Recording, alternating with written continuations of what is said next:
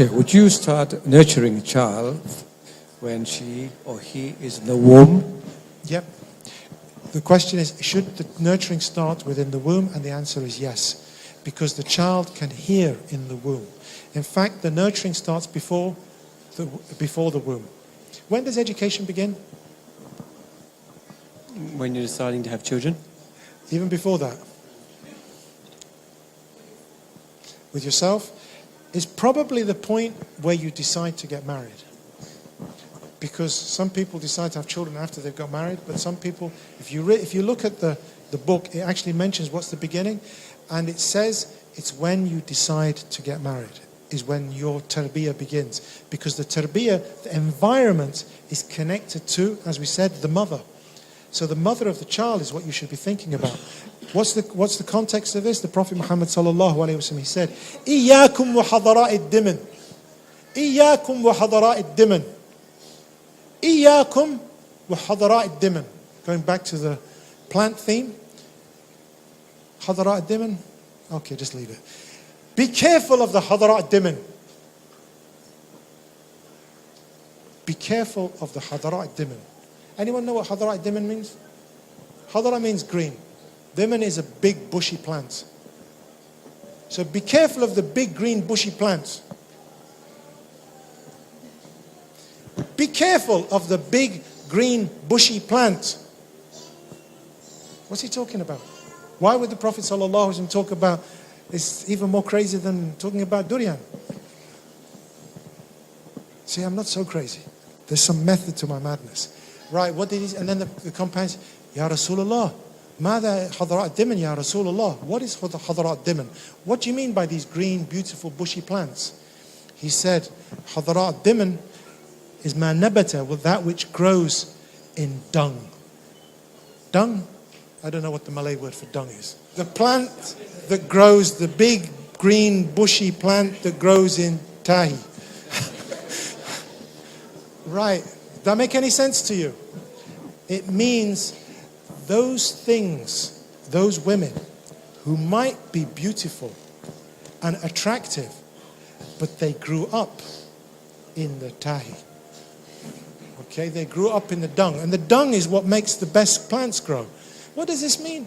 It means that the one who has got the right tarbiyah, if you choose a woman or you choose a husband, you choose the husband or the wife based on what kind of tarbiyah it has. Right.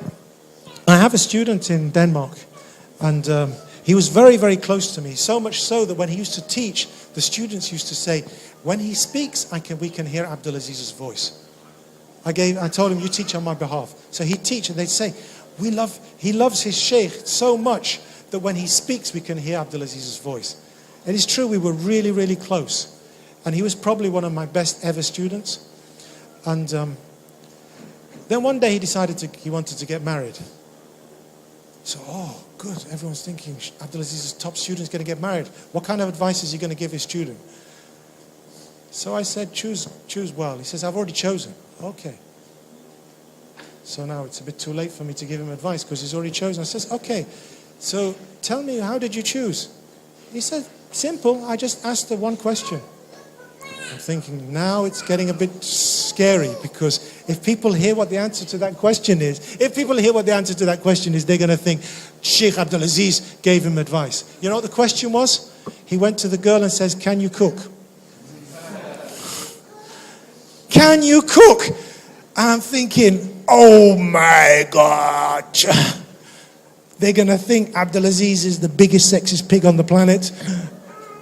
And I said, and they're all looking at me. They're looking at him and thinking, what kind of marriage is this going to be? The one question he asks, only one question, it's, can you cook?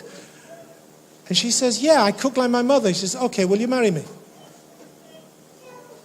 And I took him aside after and I said, you embarrassed me, man. What happened to you?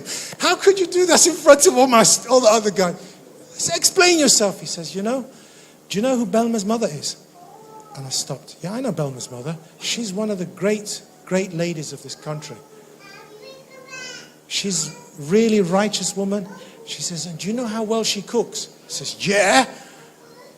She, going to their house for breakfast, you don't need to eat for the next 2 weeks.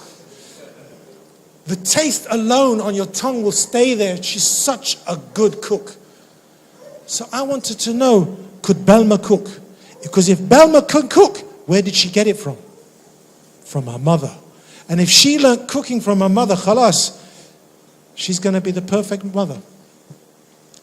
So his one question was, can you cook? But the logic behind it was, what kind of mother is this going to, what kind of father is this person going to be? So the tarbiyah begins way, way back. I can't remember what the question was, but it starts with choosing the right spouse and then choosing the environment for that spouse to grow up in. Does anybody know what the word laghu means?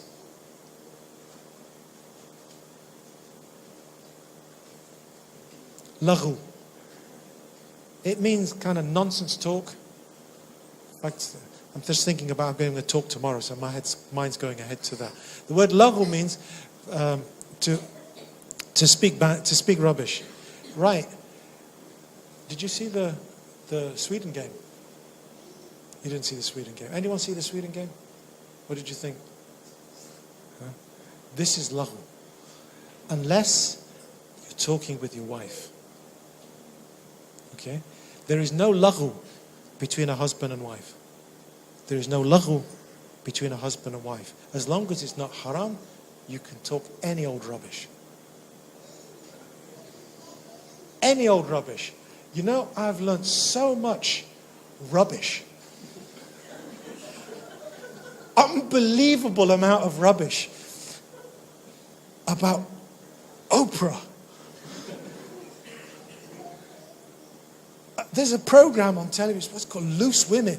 I think, what kind of rubbish is this? But every day I come home and Sarah tells me things that were talked about on this program, Loose Women. And before, I learned so much about how to destroy a restaurant from a guy called Gordon Ramsay.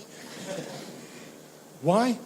Because there is no laghu between a husband and wife. Why am I saying this? Is because the relationship between the husband and wife dictates how the child is going to grow up. When a husband and wife love each other, the kids will know that. They will feel it. And that's what you need to do. So it's choosing the right wife, choosing the right husband, choosing the environment, and then nurturing that relationship. And if that nurturing relationship, and when I said Sarah says I've got 2 kids, I'm really happy about that because she's very nurturing. And I think that makes me a better mother to Idris, because I've got a mother who kind of looks after me to look after her real son. And that process is what's required in this. Anyway, that's enough of answering that question.